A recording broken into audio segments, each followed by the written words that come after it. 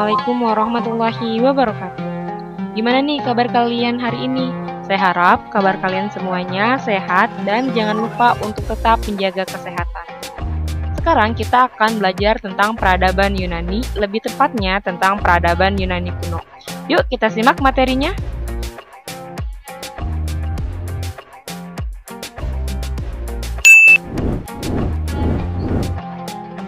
Nah, ini ada peta Yunani. Yunani terletak di ujung jazirah Balkan yang menjorok ke Laut Tengah. Bentuknya seperti jari-jari tangan yang dijulurkan ke Laut Tengah. Kenapa sih dibilang seperti jari-jari tangan? Nah, kita perhatiin ya. Ini adalah peta Yunani jika di zoom. Bentuk yang ini, itu dia menyerupai seperti jari-jari tangan manusia yang menjulur ke Laut Tengah.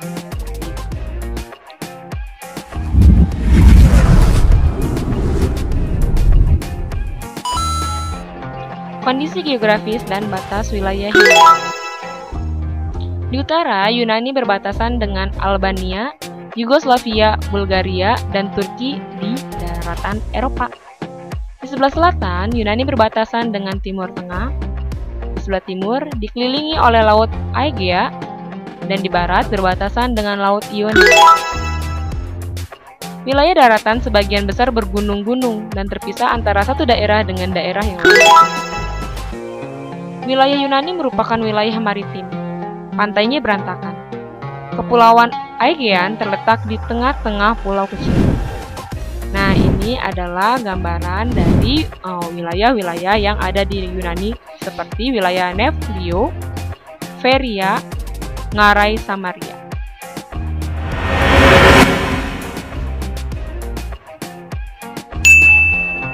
Kondisi astronomis dan iklim di Yunani.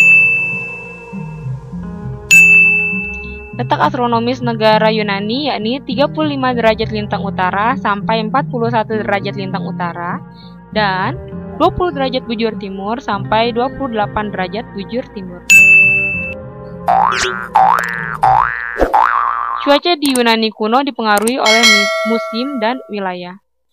Yunani memiliki iklim Mediterania yang khas, dengan musim dingin yang berhujan dan musim panas yang kering dan ringan. Untuk Yunani Utara mempunyai suhu yang lebih ekstrim dikarenakan pengaruh dari benua.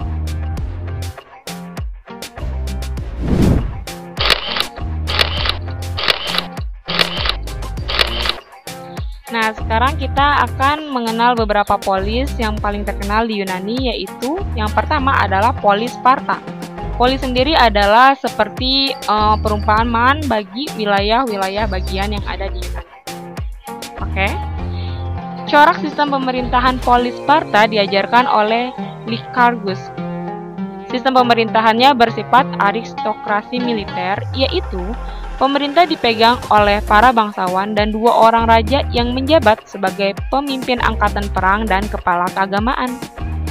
Sparta lebih memilih mengutamakan kekuatan otot dibandingkan kekuatan otak untuk rakyatnya. Anak diwajibkan masuk wajib militer usia 7 hingga 30 tahun. Dan angkatan darat di Sparta lebih kuat atau lebih utama. Dalam hal kemasyarakatan, rakyat di Sparta dibedakan menjadi yang memiliki hak penuh dan yang tidak memiliki hak penuh. Mata pencaharian rakyat Sparta adalah pertanian dan pemilik tanah yaitu negara. Raja didampingi oleh Dewan Penasehat dalam pemerintahan, dikenal dengan adanya eklesia atau Dewan Rakyat, dan Ephoroi atau Dewan Hakim Tinggi. Nah, kemudian ada polis Athena. Sistem pemerintahan diajarkan oleh Salon yang lebih bersifat oligarki demokratis, yaitu mencegah lahirnya pemerintahan yang tiran. Clisthenes membuat peraturan yang dikenal dengan nama Ostrasim. Ostrasim dilakukan untuk memberikan penilaian terhadap penguasa dengan menuliskan tanggapan rakyat terhadap penguasa.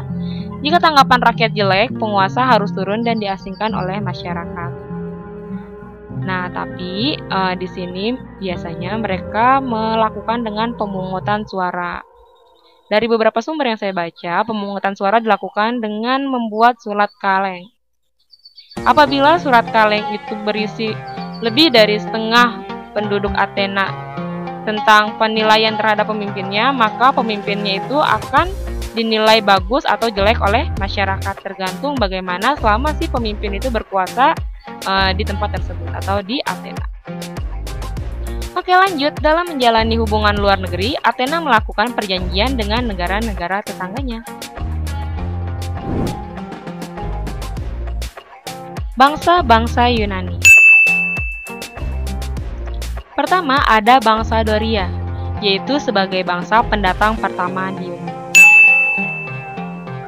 Kemudian ada bangsa Ionia, bangsa yang suka terhadap kreativitas, berpikir dan berjiwa seni. Dan berikutnya ada bangsa Eolia, bangsa yang menempati Yunani tengah dan utara dengan kota-kota yang meliputi Olimpia dan Delphi. Ini adalah gambaran tata kota di Yunani kuno.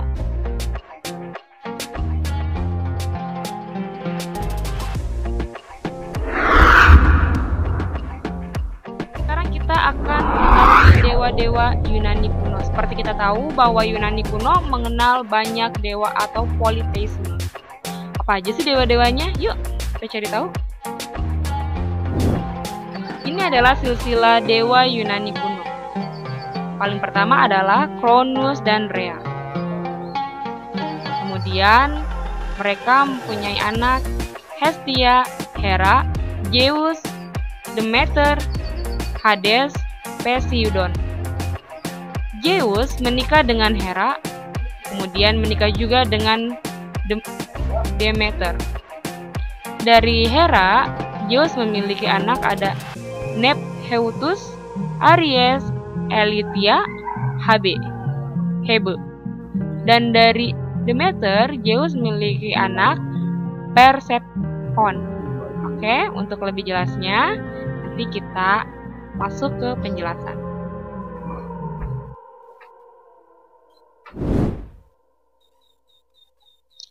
Pertama adalah Dewa Zeus. Dewa Zeus adalah penguasa Olympus dan juga merupakan raja dan pemimpin dari para dewa. Padanan Zeus dalam mitologi Romawi adalah dewa Jupiter. Zeus memiliki kekuatan untuk mengendalikan langit dan bumi. Ia disebut juga sebagai dewa iklim, dewa cuaca, dan dewa takdir.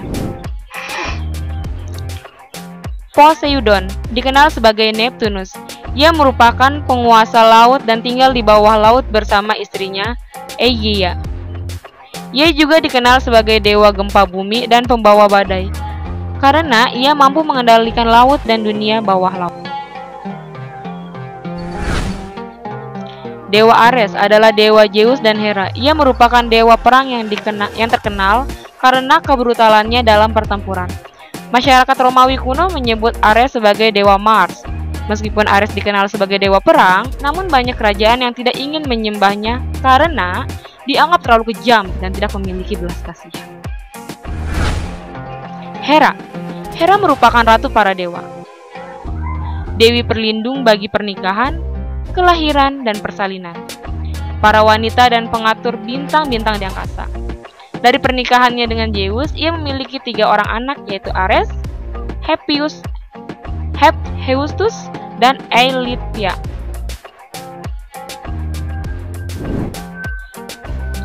Hermes dikenal sebagai dewa yang cerdas dan tampan. Padanannya dalam mitologi Romawi adalah dewa Merkurius.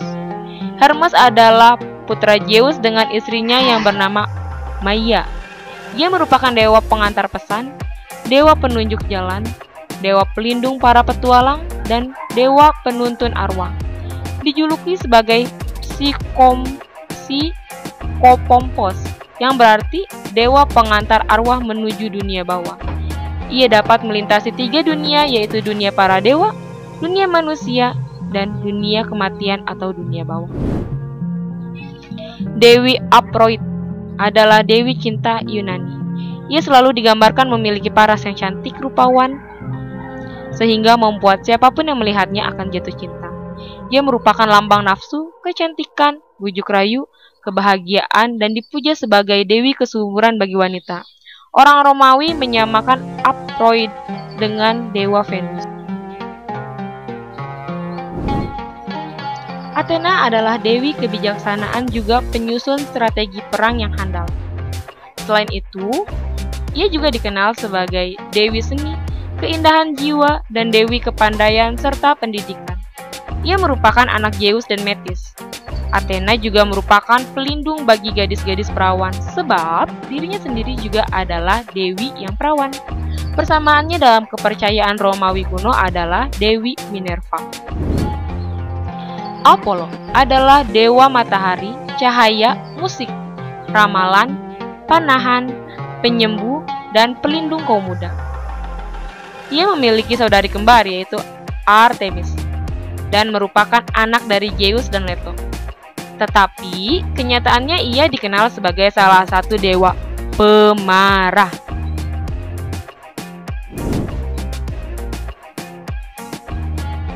Hephaestus adalah dewa api dan juga merupakan suami dari Dewi Aphrodite. Ia dikaruniai kepandaian dalam mengelola besi dan menciptakan benda-benda luar biasa. Contohnya, membuat petir bagi Zeus, perisai Aegis bagi Athena, dan baju perang bagi Achilles. Ia adalah dewa yang pincang dengan wajah yang buruk rupa. Ia digambarkan sebagai dewa yang kuat dan simbolnya adalah palu, pelengkung, dan besi landasan. Artemis adalah dewi bulan, pelindung alam dan hewan liar. Ia juga merupakan dewi kesucian dan kesuburan. Untuk itu, para pengikutnya pun diharuskan untuk menjaga kesuciannya. Digambarkan sebagai gadis muda yang cantik, selalu membawa busur dan panah, serta dikelilingi oleh hewan-hewan kesayangannya seperti rusa, serigala, dan babi hutan. Hestia adalah dewi perapian dan pelindung keluarga.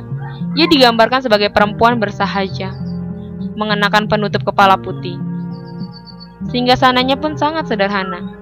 Hestia dihormati oleh para dewa dan manusia karena keberadaannya di mana-mana. Setiap kota di Yunani kuno memiliki perapian yang besar di tengah kota dan dijaga agar terus menyala. Api ini akan dibawa apabila mereka ingin mendirikan sebuah kota baru. Dalam mitologi Romawi, Hestia dikenal dengan nama Vesta.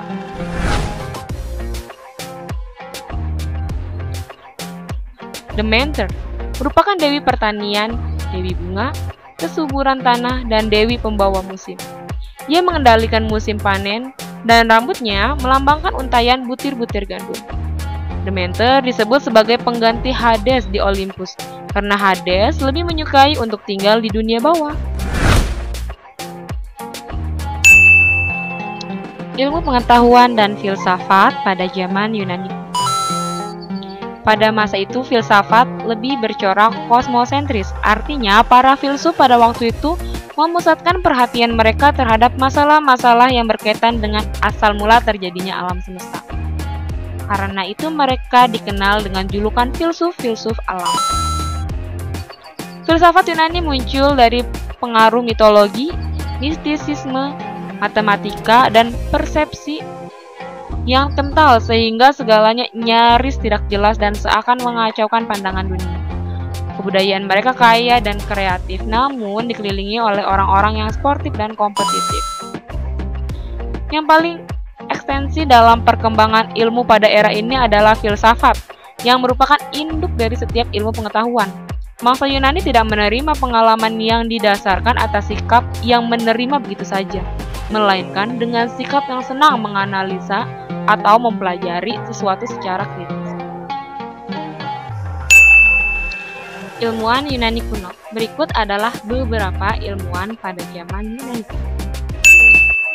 Yang pertama, ada Archimedes dari Sirasus. Adalah seorang ilmuwan pada zaman klasik. Ia seorang matematikawan, fisikawan, insinyur, penemu, dan astronom.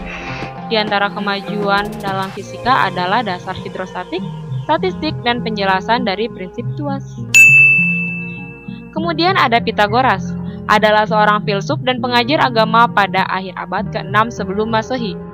Dia sering dipuja sebagai matematikawan, mistik, dan ilmuwan besar.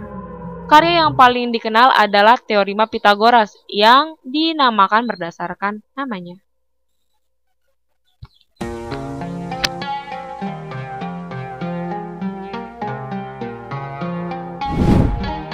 Kemudian ada Anaxagoras. Adalah seorang ilmuwan dan filsuf berpengaruh yang tinggal dan mengajar di Athena selama hampir 30 tahun. Ia percaya bahwa di dunia fisik semuanya mengandung bagian dari segalanya. Tidak ada yang murni sendiri, dan semuanya bercampur aduk dalam kekacauan. Ia juga dinobatkan sebagai orang pertama yang membangun filsafat secara keseluruhan di Athena. Terakhir ada Socrates, memulai perspektif baru untuk mencapai hasil praktis melalui penerapan filsafat dalam kehidupan kita sehari-hari. Socrates secara terbuka menjauh dari spekulasi fisik yang tidak henti bahwa para filsuf sebelumnya telah begitu sibuk menafsirkan dan berusaha untuk membangun sistem etika berdasarkan penalaran manusia alih-alih sebagai doktrin teologis.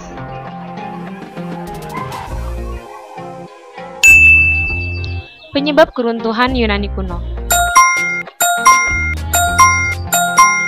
Nah, sekarang kita akan belajar nih tentang apa sih penyebab runtuhnya Yunani kuno. Yang pertama, adanya ajaran atau paham yang diberikan oleh para filsuf Yunani. Pemikiran-pemikiran yang beraneka ragam tersebut menimbulkan kebimbangan dalam masyarakat terhadap norma-norma lama. Yang kedua, masing-masing partai dalam negara terlalu memikirkan paham dan kepentingannya sendiri, sehingga sering menimbulkan perbedaan paham yang sulit dipertemukan. Yang ketiga, adanya perang antar negara kota di Yunani atau perang antar polis di Yunani, terutama perang Peloponnesos yang telah menghancurkan Athena sebagai negara utama Yunani. Sehingga adanya kekacauan dan kelemahan Yunani dimanfaatkan oleh Philippus. Philippus adalah seorang raja dari kerajaan Makedonia yang terletak di sebelah utara daerah Yunani. Pada tahun 338 sebelum Masehi, tentara Yunani yang lemah dan dengan mudah dapat ditaklukkan oleh pasukan Makedonia di bawah pimpinan Raja Philippus, kerajaan Makedonia penguasa Yunani. Dan terima kasih. See you next video. Jika kalian suka dengan video ini, jangan lupa like, comment, and subscribe.